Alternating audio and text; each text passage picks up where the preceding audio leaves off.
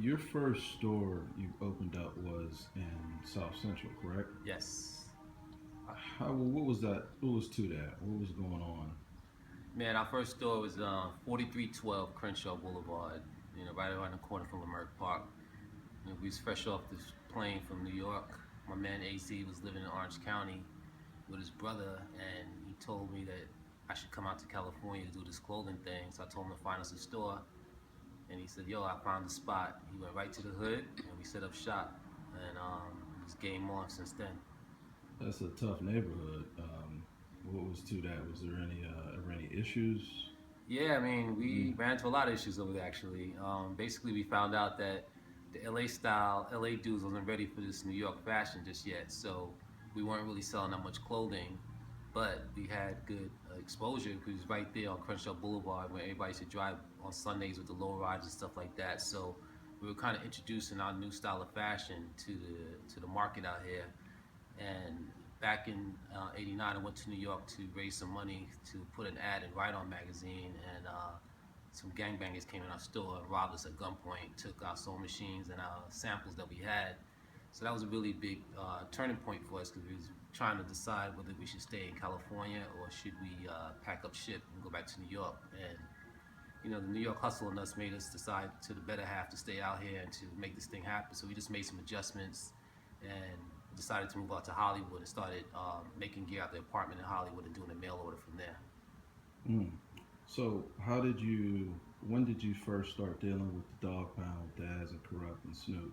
Not so long after that, I believe we started connecting with them in '91 or early part of '92.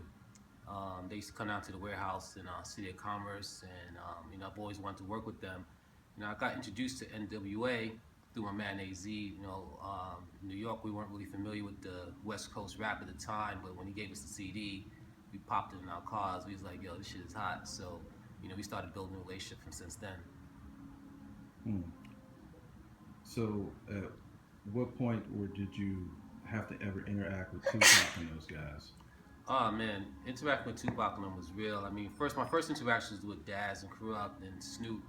I met Tupac a couple years after that. Those guys came down. It was nothing but love. They did ads for my partners in Cross Colors, and we decided that we wanted to go with Tupac in our advertisement. So I did my interview and my ads with Tupac like in '94, '95. We connected at the Hotel Nico on La Cienega, and I sat down and talked to the man because I really wanted to meet him because he used to wear a lot of my clothing. And I finally, after 10 minutes or so in the conversation, I asked him like, how much would he charge me to do an ad? And he kind of like got real quiet and didn't say nothing for a minute. He's like, "Yo, man, I ain't gonna charge you because you're black. You my people's man. I just want to do it out of love." And I was like, "Cool." So, game on. 2 weeks later, the man kept his word, and we went to New York and did a photo shoot right before Above the Rim came out. So he did it for free. Is there any other artist? That sounds like a rare thing where an artist would actually do something for free. Yeah. Or, you know. Actually, Diddy didn't charge for his ad neither. We did Diddy back in '91. That was out of love. He was just coming up at the time. Everybody else, a lot of rappers, we just got such a great relationship with them. And, like, we show love and they reciprocate it back to us. So we just, it's about relationship with us. It's Karl Kani, how we do business with